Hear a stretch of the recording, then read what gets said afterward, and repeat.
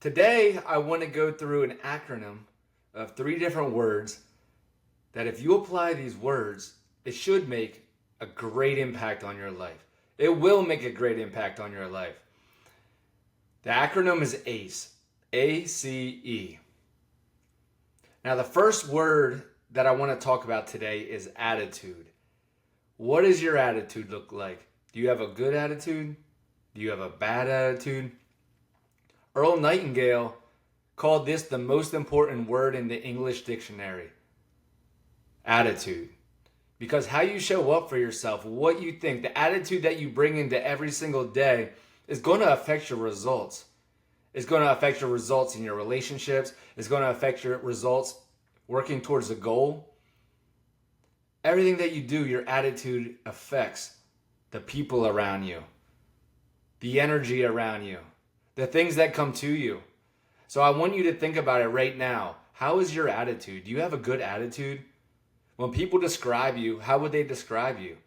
They describe you as somebody that always has that good attitude, that's happy, that's excited, that has that energy. Or do you have a bad attitude? Are you negative? Do you look for the bad things that happen? Do you complain a lot? Complaining is one of the worst things you can do. Complaints bring more negativity, more bad events into your life. One of the things that Earl Nightingale says when he has this beautiful speech on attitude, he says that whatever type of attitude you have when you start a new goal or a task, it's pretty much going to determine how successful you are in accomplishing that goal and that task. And think about that for a second. Have you ever started something? You started working on a goal. You started a new project and you went into it with a bad attitude. You went into it with some doubt.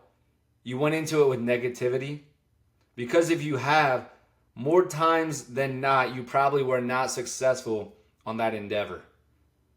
And I know I've done this in my life. I've went into things with a bad attitude, not wanting to do it, dragging my feet to go there.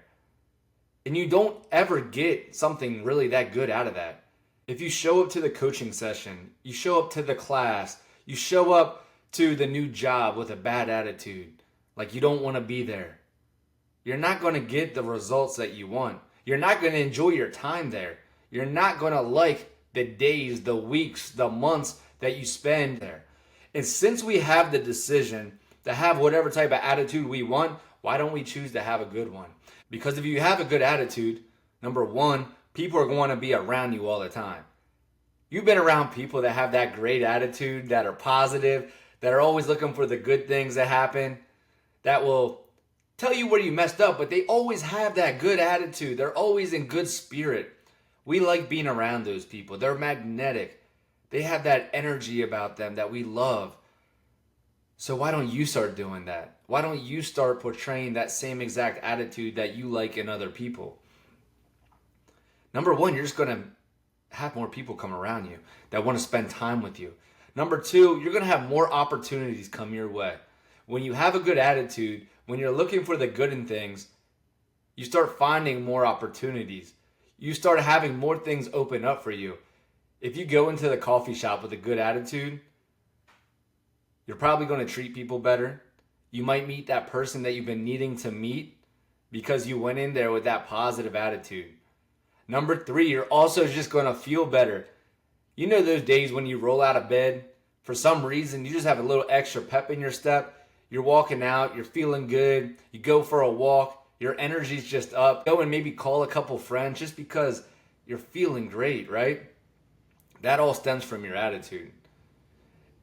And one of the things that Earl Nightingale says in this speech that he gives, it's called the magic word. If you want to look it up on YouTube, it's on there.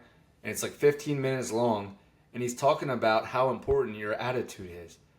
But what he says is, just start acting as if you have a good attitude. Start acting as if you are successful. And if you start acting like it, everything in your life will start to open up. People will want to come around you. Opportunities will open up. You'll have enjoyment in the things that you're doing. So your attitude is one of the most important things that you can curate in your life. So if you start thinking about your attitude, are you complaining all the time? And if you are, stop doing that. Are you hanging around negative people that are causing your attitude to be bad? So that's the first word I want to talk about today was attitude. Now, the second one in this acronym ACE is going to be commitment. This is one that I had challenges with for a long time and I'm still struggling with, right? Commitment. Now, commitment can mean a lot of different things. We can use commitment in a lot of areas in our life. But commitment is showing up and sticking with the things that you started. Showing up and doing the things that you said you were going to do. And I remember a couple years ago, 5-6 years ago, I would never finish anything. I would start a Netflix show and then I'd start another one. I never finished any of them. I would never even have enough commitment to finish a show. I would start a book and I wouldn't finish. I'd get in a relationship and then I'd get tired of it after a couple of weeks or a couple of months. I could not commit to anything. You asked me about a vacation. I wasn't going to go on that vacation or plan it until it was a couple of weeks out. I wouldn't even commit a year out to a vacation. I had commitment issues. And commitment is so important for your success. Commitment is important for your happiness. Because if you always give up before you finish what you started, you'll never have confidence in your life. Because to have confidence, you got to be able to commit to something. And you got to be able to stick with it to the end. Because you can't have confidence if you never finish anything. You can't have confidence if you don't follow through on the things that you said you're going to do. I gave a speech the other night on this exact thing. If you go on a walk in the morning and you're committed to that, and you go regardless of the conditions outside, you start to build a confidence and self-belief and self-trust inside of yourself that will change your life. And that goes for any aspect of your life, because I went on that walk and I realized it was raining outside, it was cold outside, I was up in Delaware, I didn't really want to go, but I went anyway. And it was one of the best walks I've ever been on, because out on this walk, I started to look around and I realized there wasn't one other person out there. Nobody else went on the walk. Everybody else saw the conditions, they saw the rain, and they said, I'm going to mail it in today. I'm not going to go because the weather is not perfect. But the night before, I did not say I'm going on this walk if the weather is perfect. I said I'm going on the walk because I do my 45-minute walk every morning. And it hit me on that walk. Most people will only commit to the things that they said they're going to do when the conditions are perfect in their life. When the weather is good, when it's not too hot outside, when it's not too cold, when they don't have a headache, when people in their life are being really agreeable, then they'll do the things. But if somebody's giving them a hard time, if they got a headache, if it's too cold outside, if it's raining, then they won't go and do the things that they said they're going to do because the conditions were not perfect.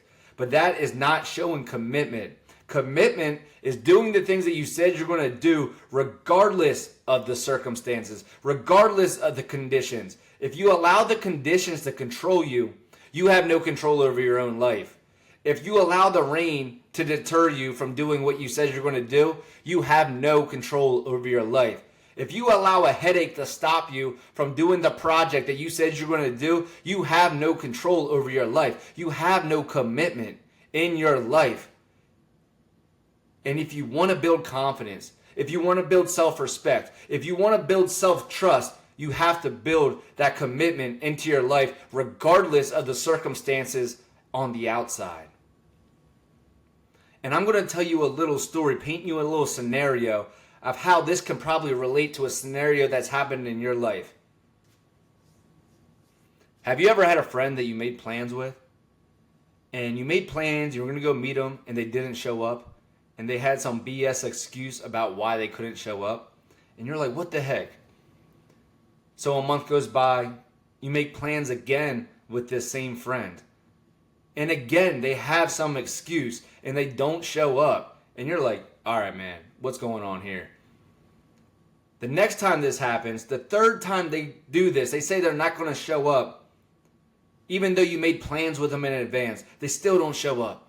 You're like, I don't trust this person. I don't believe in this person. This person can't keep their word.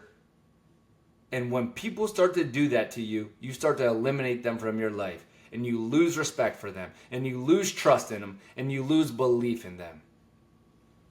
And that's exactly what you should do, because their actions have showed you that they're not trustworthy. Their actions have showed you that you can't trust them and believe in them.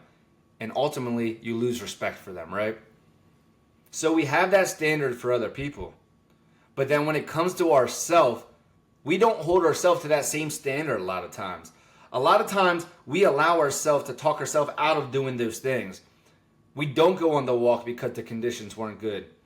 We say we're going to start the gym on Monday, and we still haven't went. We said we were going to start that new diet, and on Tuesday, we're eating a cheeseburger. But the problem is, every single time you do that to yourself, you lose a little bit of self-respect because you're lying to yourself.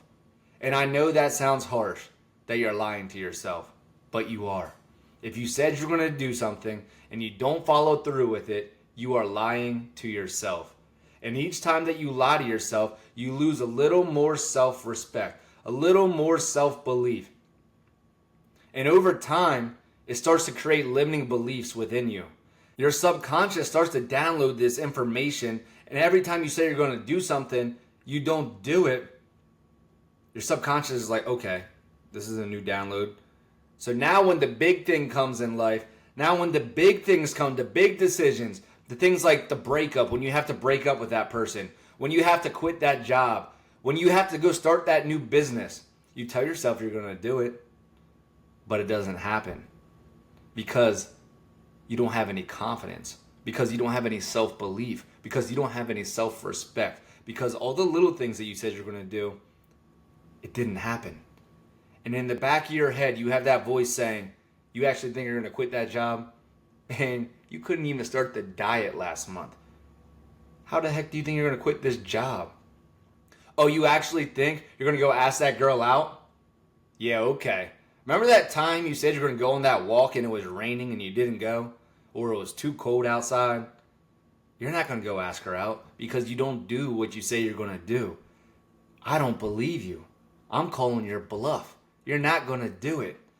And that's exactly what starts to happen. That is the conversation that is going on in the back of your head. That is that second voice that is inside you saying, Kevin, you're not going to do it.